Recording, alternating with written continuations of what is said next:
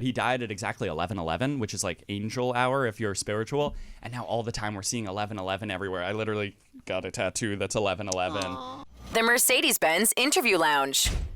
AJR. Hello, guys. Hello. Nice to see you. Don't ask Jack any questions. Okay. You can ask him. Jack. You can ask Jack what he doesn't even have a microphone. He lost his voice? This is like when we interviewed Marshmello. Oh, yeah.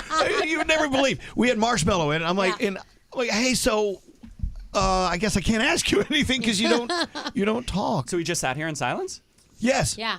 He had a friend with him who said, well, look, I'm not Marshmello, but I'll answer you with an answer I think he will say. That's weird. We also interviewed Wilson the volleyball that one time. We did. And same kind of interview. He actually had more to say than Jack's going to say today. Wow. So Jack is on what's called vocal rest, right? That's right. We've had kind of a crazy week because this is album release weekend. We announced the tour and stuff.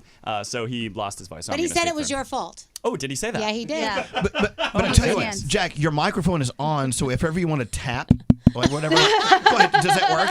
Is Okay, 2 for no, 1 for yes. Okay. I'm going to mess that up. Okay, let's practice. You have to ask the question. Yeah, Oh, no, it's just it was just a rehearsal. Okay, so when he's on vocal rest, are one of you in charge for speaking for him? I guess Adam that's Ryan. you now. Adam Ryan. Who's in charge? Adam Ryan. I'll take it. I can kind of read his thoughts. Can you? Yeah, he's feeling aroused right now. Oh, my Jack, God. is that true? 1 tap for yes, 2 for no. Wow, that was a lot of tapping. Don't ask what he was tapping the microphone with. Hey, so how do we put the number of years behind the amount of years we've known each other? Do we have an answer for that? Okay, Yeah, go ahead. I was thinking about this. The first time we were in the studio and did an interview was 7 years ago. But the very first thing we did with you, I think ever, was a shopping spree contest in Florida. In Florida.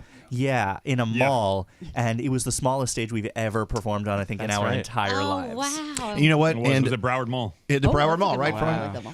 I don't know where to start here. Let's start with the fact that you three used to share an apartment, I mean, not far from Madison Square Garden, right? That's right. We grew up in Chelsea, and we made all the music in our living room. At one point, we threw out our couch in order to get a drum set. So, well, I'm sure the couch was nasty anyway at that point. but you used to walk past, I'm assuming, Madison Square Garden, and it would stand there taunting you. Like, okay, we're going to be there one day. And you had played there with Jingle Ball and things like that. But you, AJR, you've got Madison Square Garden coming up. isn't that crazy? It's so crazy to see that on the tour poster. Talk about what that felt like when you were like, okay, it's all confirmed, you're in for the Garden. I mean, that was just our number one goal of this band. So, we started off street performing. It was just our goal. If we can be an arena band, we'll have made it in life. And everything else after that will just be gravy. And we just announced literally an arena tour with Madison Square Garden. Wow. That's so funny. Thank you, guys. Congratulations, guys. Thank you. And if you're like me and you're stalking AJR on socials, you guys love to do the video with the crowd and the fans behind you on the stage, or behind the stage, or you're on the stage, whatever.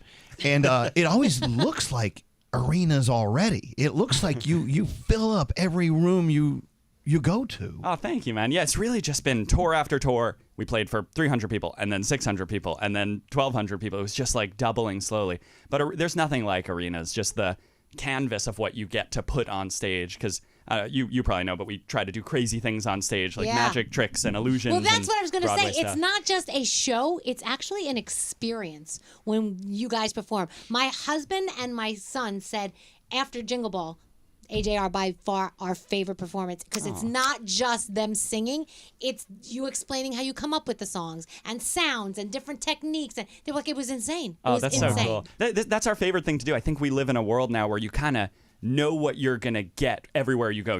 When I go to Bali, I'm going to go to these 10 tourist spots because everybody else has already done it. You can kind of expect it.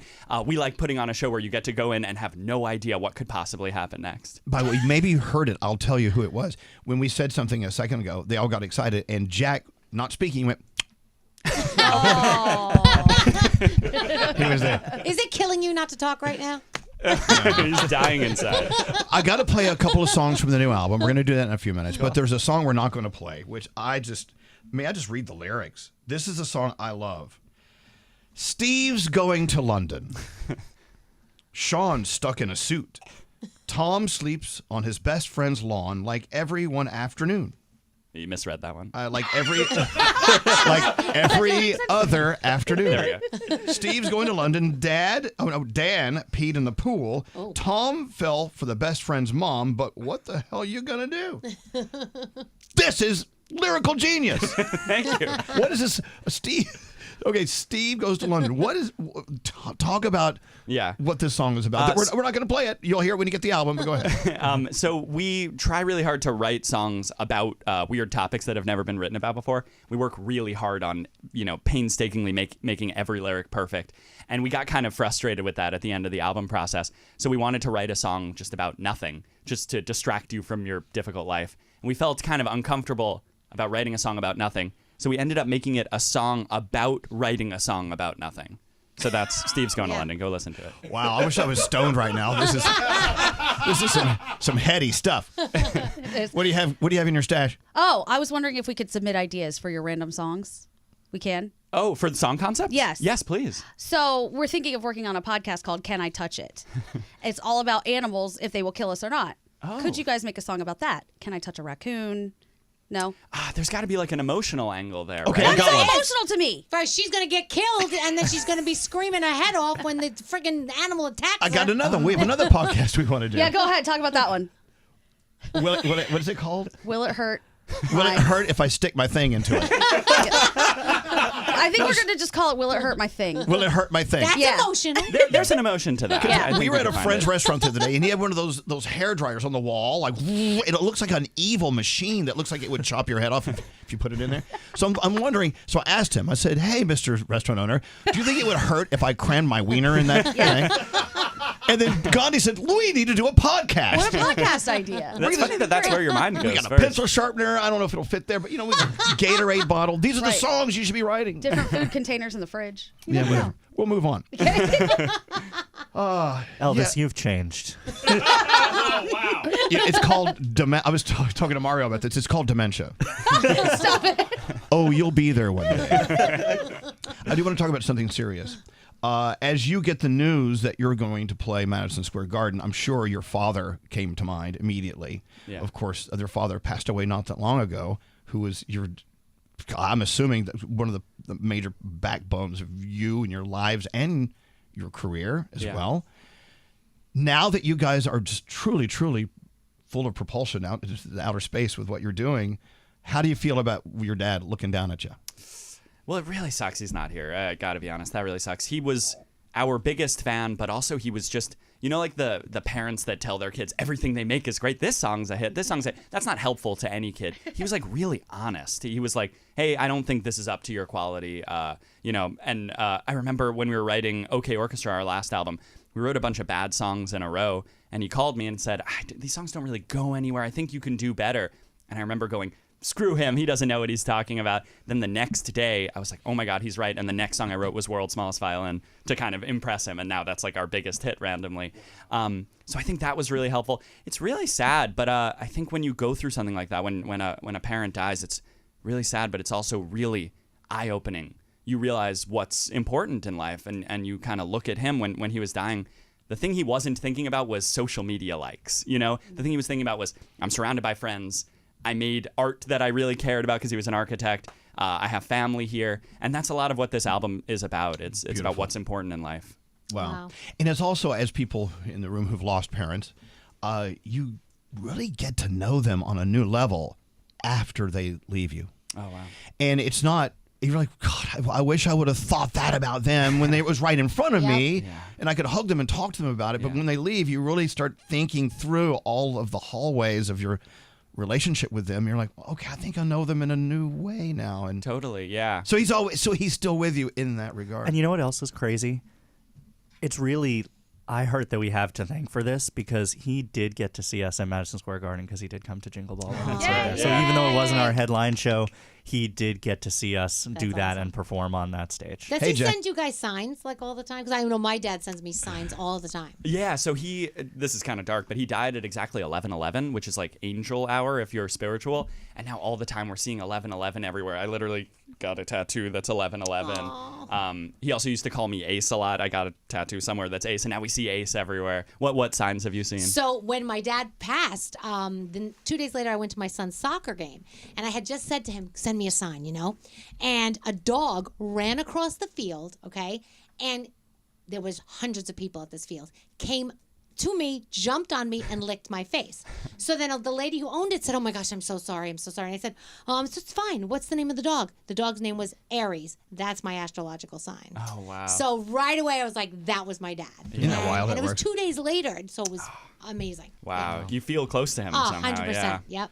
Well, Adam, Jack, and Ryan, I'm going to play a couple of songs here, but as we get into that, as you know, Jack is not speaking. He's in vocal rest.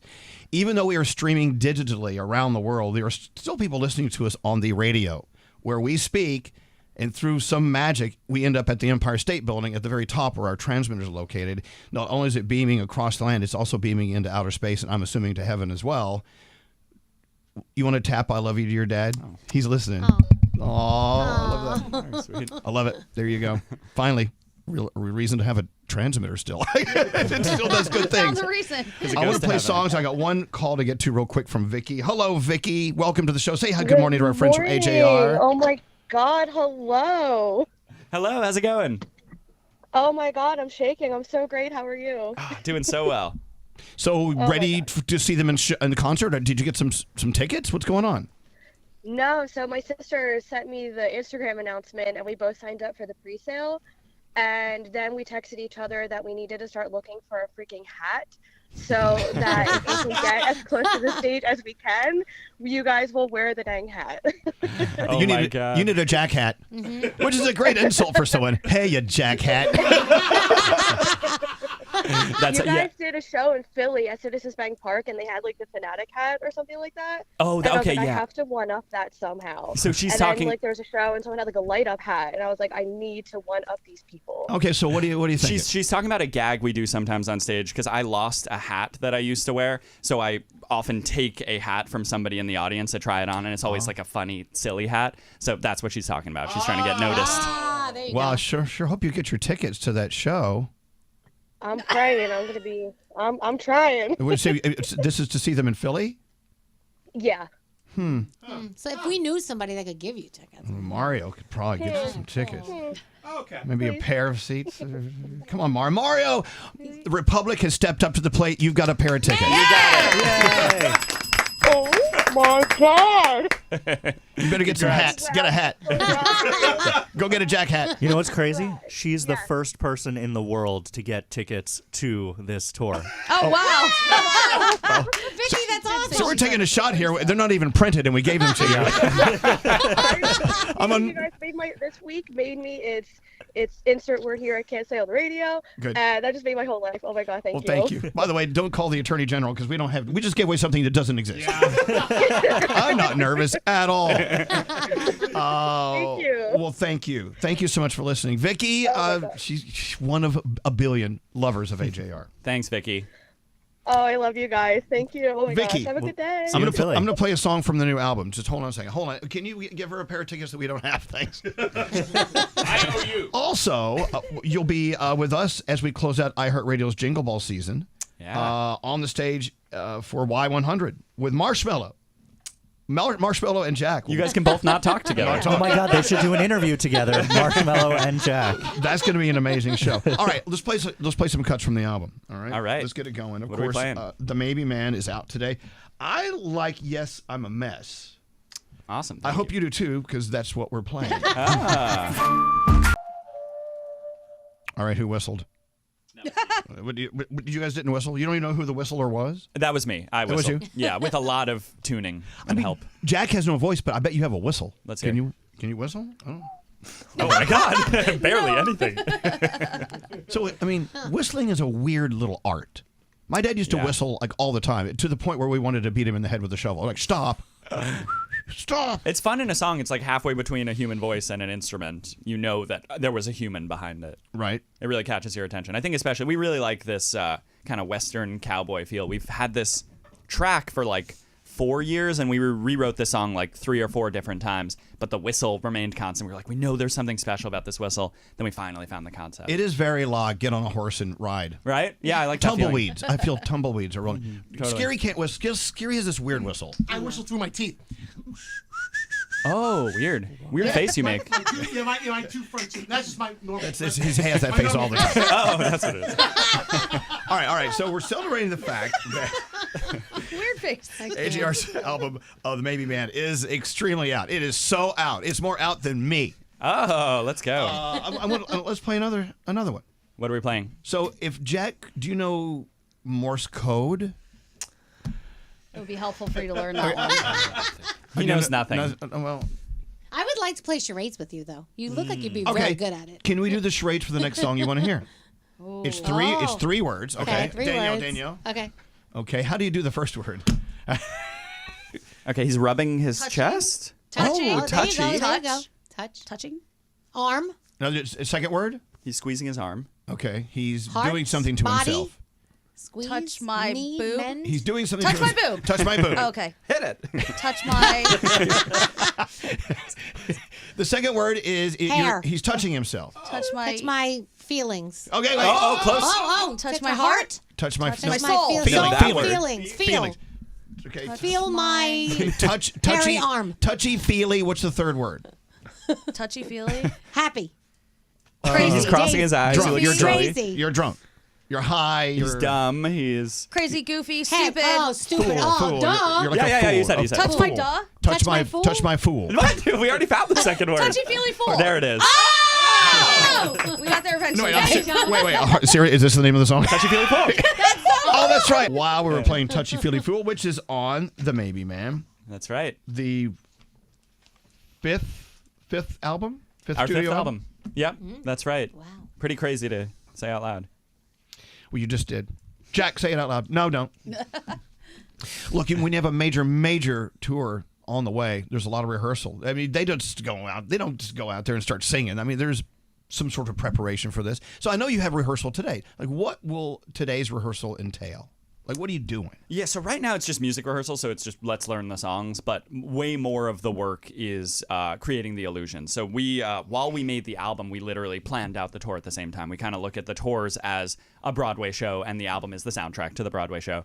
So we kind of knew, we know, like, for Yes MMS, we know exactly what the effect is going to be, what the stage is going to look like, the crazy stuff that's going to happen. So that's all of the work. It's one thing to just spend a day being like, what if Jack flies around the stage and then his shadow does this and then this?